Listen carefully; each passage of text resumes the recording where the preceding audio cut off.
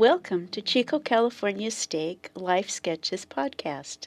Today we're visiting with Mauricio Jamie-Arellano. Welcome, Mauricio. Thank you. I'm glad to be here. Thank you.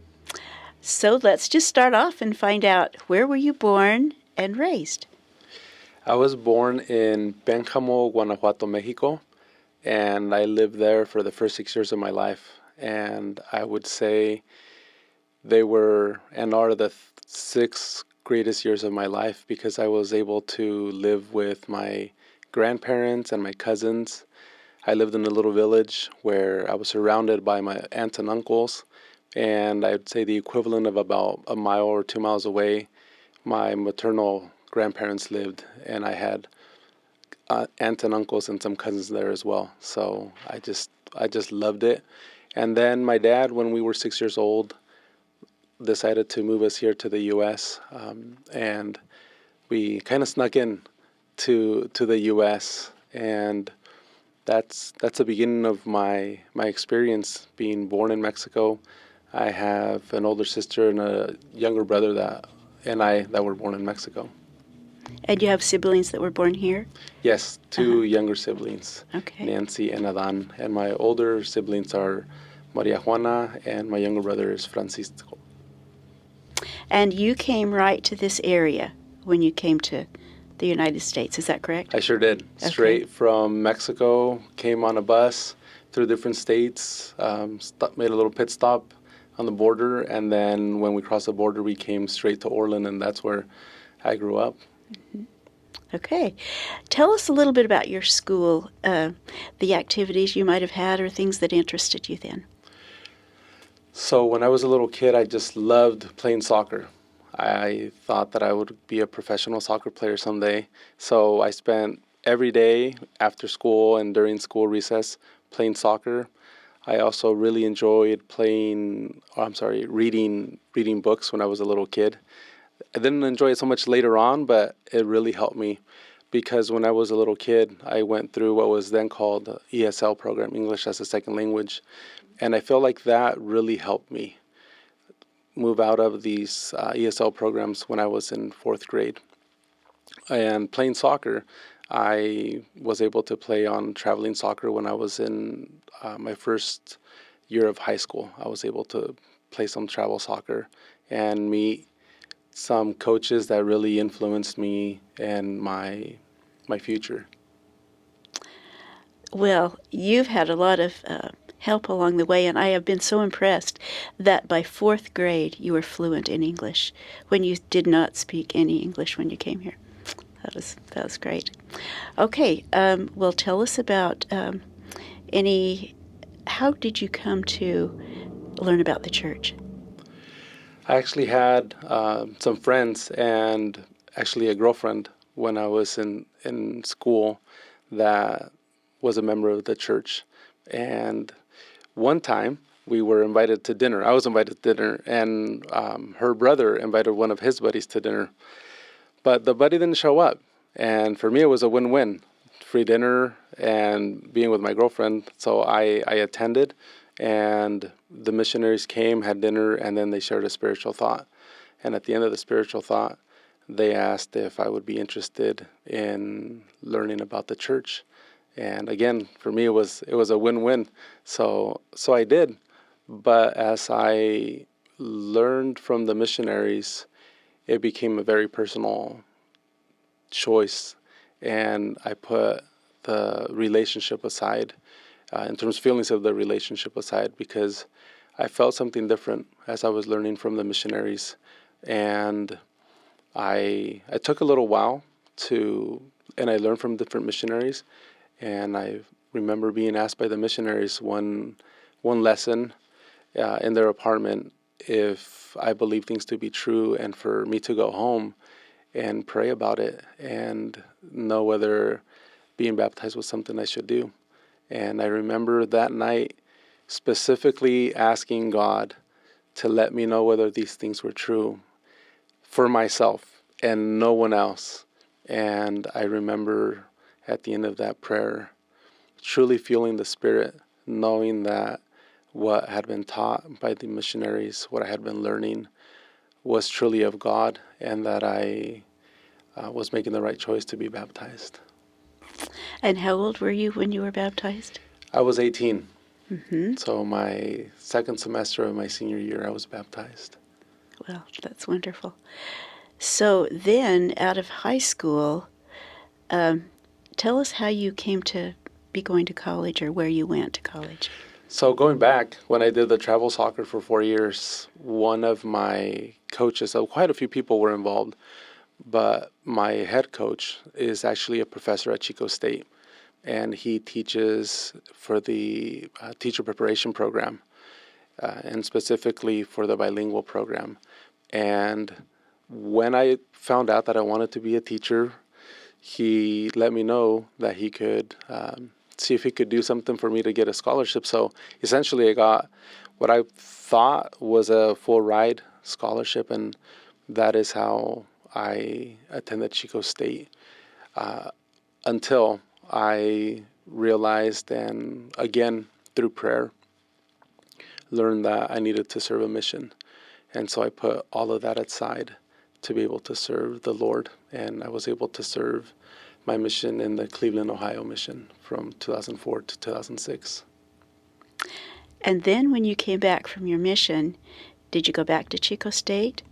I did. Uh-huh. And I think sometimes especially when you're a convert, you don't really know what's going to happen because you're going on faith. I had faith that everything would be okay when I went on a mission, and even that was difficult with my family. At one point, my dad was essentially saying words like he would disown me if I went on a mission, and through prayer and fasting, he finally pulled me aside and he said that he was okay with me going and that he thought that it was a good thing that I was doing. Whether he agreed with my choice or not, he thought that it was a good thing. And coming back from the mission, and not knowing school-wise, I had a scholarship. What do I do now? And I think the Lord just blessed me, and everything again fell into place where I was able to begin attending Chico State again. And what I had started thinking before I served a mission was to be an elementary school teacher. But as I started back, I thought, I'm not interested in all the tests and sub-tests that you have to take in order to be an elementary school teacher, and in addition, a bilingual teacher. So I thought, I'm taking Spanish as well, so I think I'll take the easier route, and I'll use my first language, and I'll major in both, but focus on teaching Spanish. And so I returned, and I majored in Spanish and liberal studies and decided to do my pre-credential classes to then become a Spanish teacher. And that's what you currently do? Yes. Yes. And tell us where. I teach kind of close to our building here, the Pleasant Valley High School. Mm-hmm. That took a real leap of faith for you to give up a full ride scholarship to go on a mission. But when you came back, everything worked out. Sure what a did. Great testimony building experience you had there. Thank you. Well, along the way, you met your wife. Tell us about this, how you met her. So I think the true story is when we asked my wife how we met. And the story goes that I was actually on my way back from a indoor soccer game, and somebody crashed into me on the freeway, and I called, I think, a friend to come and pick me up, and they dropped me off at the student ward, and I believe that there was a dance, and that's where I first met my wife. And there wasn't enough time because I got picked up and I went home. Thankfully, I wasn't injured at all, but there was another dance the following Saturday, and a mutual friend introduced us, and we danced a couple dances, and then I got her phone number, and she disappeared, kind of like Cinderella, disappeared, and I messaged her, and from that day on, we talked every day, and soon after we started dating. So we dated for a year, and she has told everyone that she would have married me that first week. And while we were dating, There were a couple of times when I think we were playing Monopoly once, and she found a ring and she proposed to me, and I wasn't quite ready, so I took it as a joke. But she truly was trying to hint at me. So I think I'm a little slower and slightly intimidated. So it didn't happen until a little over a year that I proposed to her, and we were sealed in the Sacramental Temple. That's wonderful. And that's a beautiful temple, too. Sure is. Okay, so now tell us about your children and their ages and names and So we have anything three you'd children. like to add. Our oldest is Sam or Samuel, and he's 15. And we have Emma. She is 13 years old.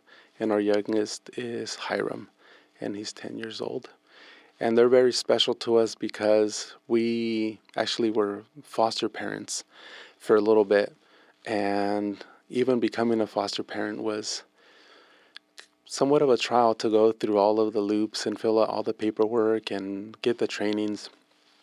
And soon after we did all the trainings, we got a phone call about 2 siblings that needed a place. And we got Sam and Emma, and I don't remember now the exact time, but a couple years later, we got a call that their youngest newborn little brother needed a place.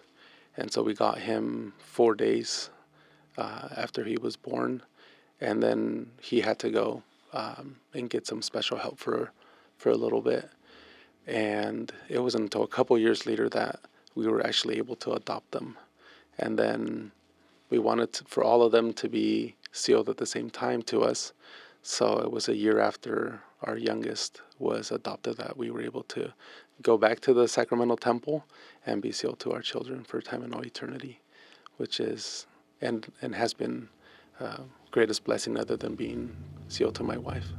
That is a special blessing. Thank you. Well, is there anything else that we haven't talked about that you'd like to tell us or to tell our viewers? There are 2 things that I feel are really important. One of them is that my dad chose to bring us to the United States because, to my knowledge and my experience, there are no missionaries to this day in our village or in the town where I was born in Mexico.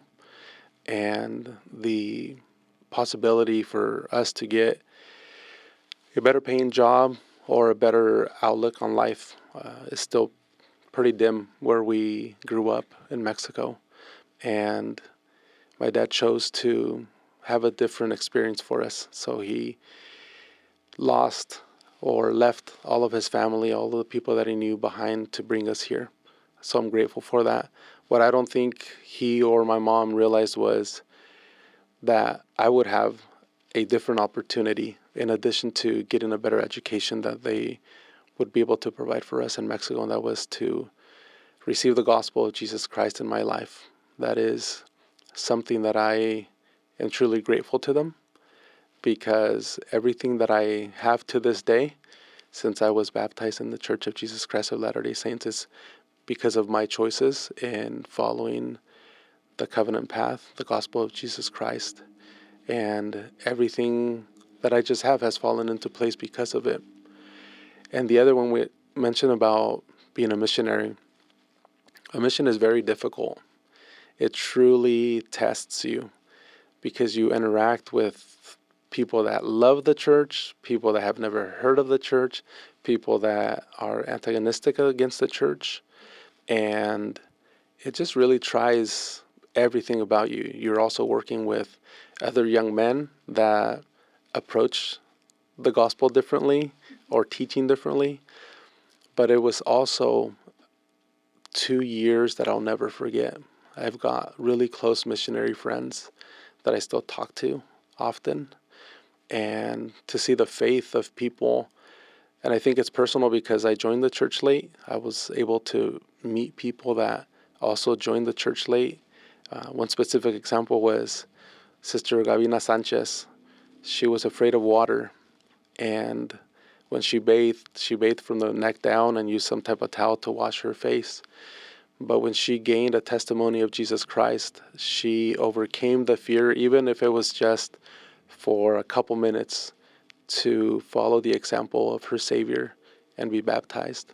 And that has really increased my faith in the power of God. And so I'm thankful to the gospel. I'm thankful to my Father in heaven for having given me up until now all of the experiences that I've had in my life and how they have influenced me. And again, thankful to my parents that they chose, without knowing, that it would impact my life greatly to bring us to the United States. What a blessing. Your dad was forward-thinking for his family, wasn't he? He sure was. Well, you have had an array of experiences in your young life, and thank you so much for sharing your life with us today, your story, and the events from your life. We appreciate it. Thank you for having me. You're welcome.